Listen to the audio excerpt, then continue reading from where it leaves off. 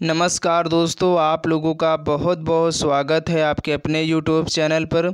दोस्तों, आज के इस वीडियो में जो भी फ्रेंड्स लोग आरपीएफ कांस्टेबल एसआई एग्ज़ाम 2024 की तैयारी कर रहे हैं, उनके लिए दोस्तों हम लेकर के आ गए हैं साइंस की महत्वपूर्ण क्लास। दोस्तों, ये जो साइंस की हमने 500 क्वेश्चन की सीरीज स्टार्ट की थी। दोस्तों, इस सीरीज का आज की इस वीडियो में हम लोग पार्ट 6 कवर करेंगे। अभी तक दोस्तों हम लोगों ने पार्ट 1, पार्ट 2, पार्ट 3, पार्ट 4 और पार्ट 5 तक हम लोग कवर कर चुके हैं। अगर दोस्तों आप लोग उन वीडियो को नहीं देखा तो वो आपको प्लेलिस्ट हमारे इस चैनल पर मिल जाएगी, तो आप लोग ज़रूर उन क्लास को अपने एग्ज़ाम से पहले देख लेना, क्योंकि दोस्तों आपके एग्ज़ाम में 50 क्वेश्चन जीके जीएस के पूछे जाने वाले हैं।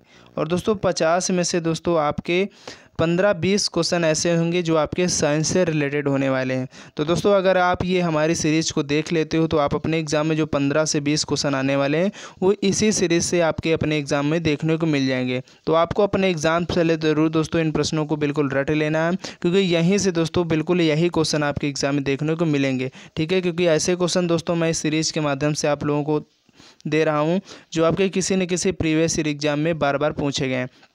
तो दोस्तों आज के इस सेशन को हम लोग स्टार्ट कर लेते हैं बिना टाइम वेस्ट किए हुए। दोस्तों आपकी स्क्रीन पर फर्स्ट क्वेश्चन है कि फाउंटेन पेन का आविष्कार कौन किए थे। यानी दोस्तों जो फाउंटेन पेन का आविष्कारक है वो कौन थे।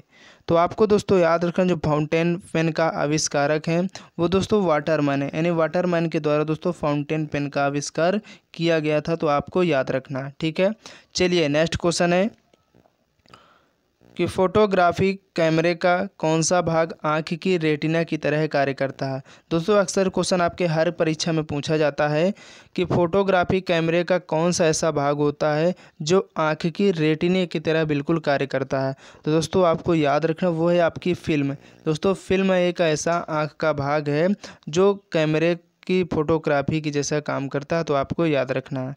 चलिए इसके बाद नेक्स्ट क्वेश्चन है कि सबसे कम तरंग दैर्ध्य वाला प्रकाश होता है। यानी दोस्तों जो कौन सा ऐसा रंग है आपको बताना जिसकी जो तरंग दैर्ध्य है, वेवलेंथ है, वो सबसे कम होती है। तो दोस्तों आपने अगर पढ़ा होगा विबग्योर, क्या विबग्योर।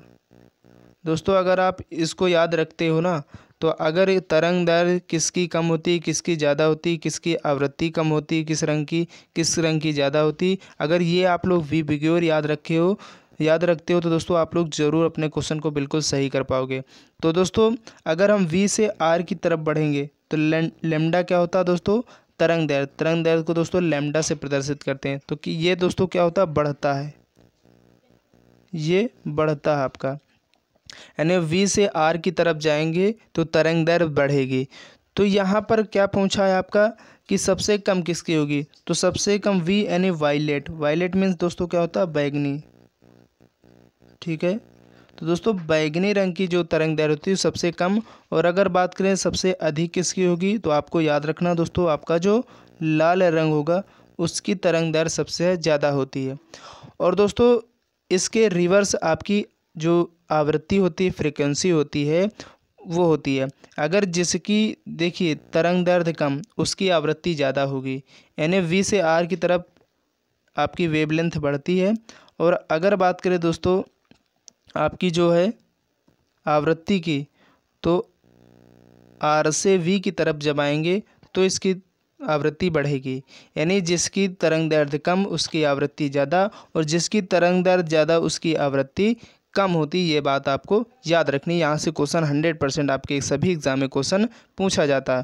तो यहाँ पर इस क्वेश्चन का ऑप्शन डी बिल्कुल करेक्ट हो जाएगा। चलते हैं नेक्स्ट क्वेश्चन की तरफ कि एक मनुष्य का तापक्रम 60 डिग्री सेल्सियस है तो उसका तापक्रम फ़ारेनहाइट में क्या होगा। देखिए दोस्तों इसके लिए एक फार्मूला होता है, आप लोग उस फार्मूला को ज़रूर याद रखिए, क्योंकि ऐसा क्वेश्चन भी आता है कि डिग्री में दे देगा जो टेम्परेचर उसको आपका फ़ारेनहाइट में पूछेगा। ठीक है, तो आपको याद रखना, आप फार्मूला नोट कर लीजिएगा, C/5 F-32/9। अब आप लोग इसी फार्मूले में रख दीजिएगा। तो आइए हम लोग इसको हल करते हैं। तो C का मान कितना है, यानी देखिए तापक्रम डिग्री सेल्सियस में दिया हुआ, तो ये C क्या डिनोट करता है, डिग्री सेल्सियस। F क्या, फ़ारेनहाइट। तो यहाँ पर डिग्री सेल्सियस का मान 60, तो 60/5 जब 5 करेंगे इक्वल टू, अब हमें F का मान निकालना है, तो F-32 1/9। अब 5 से 60 कट जाएगा कितने बार में, 12 बार में, क्योंकि 12 पंचे 60 होता है। अब ये 9 इधर आ जाएगा तो ये कितना हो जाएगा, 12 × 9 बराबर F माइनस 32 आपका बचेगा। ठीक है, तो 12 नहीं है, कितना हो गया 108। इधर कितना बचा, F माइनस 32। अब 32 को इधर ले आएंगे तो F इज इक्वल टू क्या हो जाएगा, 108 + 32, तो कितना हो जाएगा दोस्तों आपका 140 डिग्री फ़ारेनहाइट। तो क्या होगा यहाँ पर, इस क्वेश्चन का ऑप्शन सी बिल्कुल करेक्ट हो जाएगा। तो आप लोग फार्मूला याद रखिएगा, अगर आपको फार्मूला याद रहेगा दोस्तों तो इस प्रकार का क्वेश्चन आप लोग ज़रूर हल कर पाओगे। ठीक है, चलिए नेक्स्ट क्वेश्चन है कि सेल्सियस माप क्रम पर जल के क्वथनांक तथा हिमांक होते हैं क्रमशः। यानी दोस्तों आपको बताना है जो डिग्री सेल्सियस में जल का क्वथनांक बिंदु क्या होता है और हिमांक बिंदु क्रमशः क्या होते हैं। तो दोस्तों जल का जो क्वथनांक होता है वो 100 डिग्री सेल्सियस होता है और हिमांक 0 डिग्री सेल्सियस। तो यहाँ पर इस क्वेश्चन का ऑप्शन बी बिल्कुल करेक्ट हो जाएगा, तो आपको याद रखना है। चलिए इसके बाद अगला क्वेश्चन है कि पानी का घनत्व किस ताप पर अधिकतम होता है। दोस्तों बहुत इंपॉर्टेंट प्रश्न है, आपके हर एक एग्जाम में बहुत बार क्वेश्चन पूछा जा चुका है कि जो पानी का घनत्व होता है वो किस ताप पर सबसे अधिक होता है, यानी अधिकतम होता है। तो आपको दोस्तों बिल्कुल याद रखना 4 डिग्री सेल्सियस पर जो है पानी का घनत्व वो अधिकतम होता है। बहुत बार ये आपके हर एक एग्जाम में पूछा हुआ क्वेश्चन है। चलिए नेक्स्ट क्वेश्चन है कि जब किसी वस्तु को ठंडा किया जाता है, यानी जब हम किसी वस्तु को ठंडा करते हैं तब उसके अणुओं में क्या प्रभाव पड़ता है। तो दोस्तों आप सिंपल देख लीजिए, मान लीजिए आप कोई बर्तन है उसमें पानी भर के आप गैस में चढ़ा देते हैं। ठीक है, तो दोस्तों जब हम उसको गर्म करेंगे तो क्या होता है, आप ये देखे होंगे कि जैसे पानी ही चढ़ा दिए हम लोग तो जैसे गर्म होता है तो ऊपर की तरह छोटे छोटे बुलबुले उठते हैं, यानी नीचे से ऊपर की तरफ आते हैं।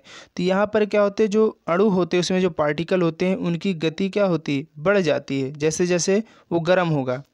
ठीक है, एक समय आएगा कि पानी बहुत तेज़ी से उबलने लगता है तो उसके अणुओं की गति होती है बहुत तेज़ हो जाती है। लेकिन जब हम लोग ठंडा करेंगे तो उसके अणुओं की जो चाल होती है वो दोस्तों क्या होती है, घट जाती है। तो ये बात आप ऐसे भी लॉजिकली सोच सकते हैं। तो यहाँ पर इस क्वेश्चन का ऑप्शन ए बिल्कुल करेक्ट हो जाएगा। चलिए नेक्स्ट क्वेश्चन दोस्तों बहुत इंपॉर्टेंट प्रश्न आपके किसी न किसी गवर्नमेंट एग्जाम में बहुत बार पूछे गए हैं, तो इसलिए यहाँ से दोस्तों आपके एग्ज़ाम में जो 15 से 20 क्वेश्चन आने वाले हैं वो बिल्कुल हमारी इसी सीरीज़ से आपको अपने एग्ज़ाम में देखने को मिलेंगे। बस अपने एग्ज़ाम से पहले दोस्तों इन सभी वीडियो को देख लेना है। ठीक है, तो ये क्वेश्चन बताइएगा बहुत इंपॉर्टेंट दोस्तों, रॉकेट की कार्य प्रणाली किस सिद्धांत पर आधारित होती है। तो फ्रेंड्स आपको याद रखना जो रॉकेट की कार्य प्रणाली है दोस्तों न्यूटन के तृतीय नियम पर आधारित होती है। तो इस क्वेश्चन का ऑप्शन सी बिल्कुल करेक्ट हो जाएगा। नेक्स्ट क्वेश्चन है कि ध्वनि का तारत्व किस पर निर्भर करता है, यानी दोस्तों जो पिच होती है ये किस पर डिपेंड करती है। तो दोस्तों आपको याद रखना है जो ध्वनि का तारत्व है ये दोस्तों जो निर्भर करता है आवृत्ति पर। यहाँ पर इस क्वेश्चन का ऑप्शन डी बिल्कुल करेक्ट हो जाएगा। चलिए इसके बाद नेक्स्ट क्वेश्चन है कि ध्वनि तरंगे किसमें सर्वाधिक तीव्र गति से चलती है, यानी इनमें से आपको बताना है कि जो ध्वनि तरंगे होती है वो किसमें सबसे अधिक यानी तीव्र गति से चलती हैं। तो आपको दोस्तों याद रखना ठोसों में जो है ध्वनि तरंगे तीव्र गति से चलती हैं। तो यहाँ पर इस क्वेश्चन का ऑप्शन ए बिल्कुल राइट हो जाएगा। चलते हैं नेक्स्ट क्वेश्चन की तरफ कि राडार की कार्य प्रणाली किस सिद्धांत पर आधारित होती है। दोस्तों काफ़ी इंपॉर्टेंट प्रश्न है और आपको याद भी रखना है कि जो राडार की कार्य प्रणाली होती है, ठीक है, तो दोस्तों इस जो सिद्धांत पर आधारित होती है वो रेडियो तरंगों के परावर्तन पर। ठीक है, तो आपको याद रखना दोस्तों राडार की जो कार्य प्रणाली है वो रेडियो तरंगे के परावर्तन पर आधारित होती है। तो आपको बिल्कुल याद रखना है। नेक्स्ट क्वेश्चन है कि निम्नलिखित में कौन अर्धचालक नहीं है। इनमें से आपको बताना दोस्तों ऐसा भी क्वेश्चन एक जरूर आता है कि आपको दे देगा 4 ऑप्शन, उनमें चालकों के नाम देगा, पूछेगा कौन अर्धचालक है कौन अर्धचालक नहीं है, ये पूछता है। तो इनमें से आपको बताना अर्धचालक कौन नहीं है। तो दोस्तों यहाँ पर जो है आपका आर्सेनिक दोस्तों आपका अर्धचालक नहीं, बाकी आपका सेलेनियम, जर्मेनियम और सिलिकॉन दोस्तों ये तीनों क्या है अर्धचालक हैं। तो ये भी आपको याद रखना है। नेक्स्ट क्वेश्चन की तरफ बढ़ेंगे कि प्रत्यावर्ती धारा को दिष्ट धारा से किसके द्वारा बदला जाता है। यानी दोस्तों प्रत्यावर्ती धारा को दिष्ट धारा में किसके द्वारा बदला जाता है, बहुत बार क्वेश्चन पूछा जा चुका है। तो आपको बिल्कुल याद रखना दोस्तों, रेक्टिफायर के द्वारा दोस्तों अल्टरनेटिंग करंट यानी एसी को हम लोग डीसी में क्या करते हैं, चेंज करते हैं, आपको याद रखना है। नेक्स्ट क्वेश्चन है कि किलोवाट घंटा किसकी इकाई। दोस्तों ये भी क्वेश्चन आपके हर एक एग्ज़ाम में बहुत बार पूछा जा चुका है कि जो किलोवाट घंटा किसकी इकाई है। तो दोस्तों ये किसकी इकाई है, तो विद्युत ऊर्जा की। आप लोग इसको विद्युत शक्ति की सोचते हो, नहीं दोस्तों ये आपकी विद्युत ऊर्जा की एक यूनिट है, तो आपको याद रखना है। चलिए इसके बाद अगला क्वेश्चन है कि फ्यूज तार किसकी बनी होती है। तो दोस्तों आपको मालूम होना चाहिए जो फ्यूज तार होती है किसकी बनाई जाती है। तो दोस्तों ये किसकी बनी होती है, टिन और सीसा की मिश्र धातु से मिलकर बनाई जाती है, तो आपको याद रखना है। नेक्स्ट क्वेश्चन है कि रासायनिक ऊर्जा का विद्युत ऊर्जा में रूपांतरण निम्नवत होता है। यानी दोस्तों जो रासायनिक ऊर्जा का विद्युत ऊर्जा में रूपांतरण वो किसके द्वारा किया जाता है, बहुत इंपॉर्टेंट प्रश्न है। तो आपको ज़रूर याद रखना है फ्रेंड्स कि जो आपकी इलेक्ट्रोलाइसिस होती है इसी के द्वारा दोस्तों रासायनिक ऊर्जा को विद्युत ऊर्जा में रूपांतरण किया जाता है, तो आपको बिल्कुल याद रखना है।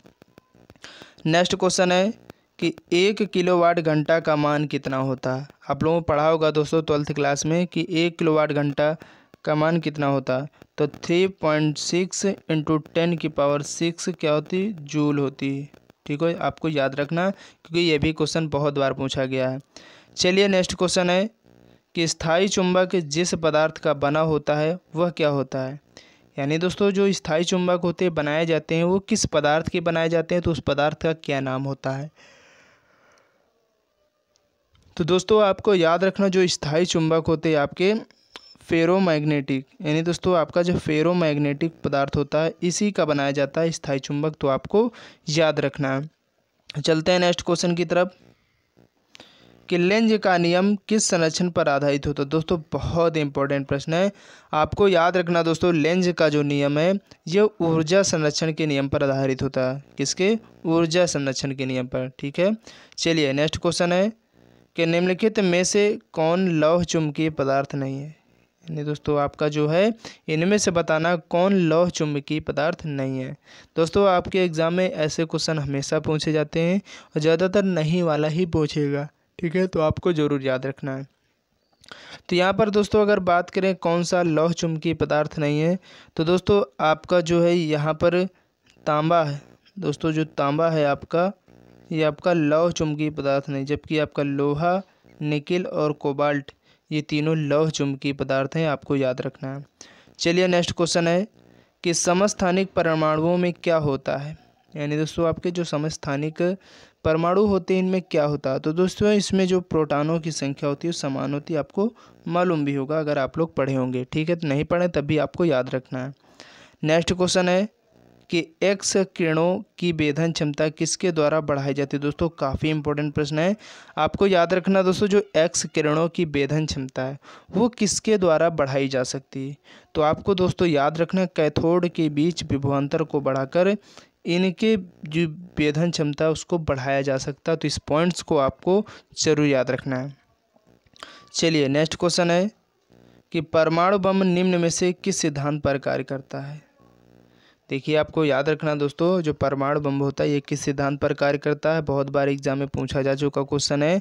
तो दोस्तों नाभिकीय विखंडन के सिद्धांत पर जो आपका परमाणु बम होता है वो काम करता है, तो आपको याद रखना है।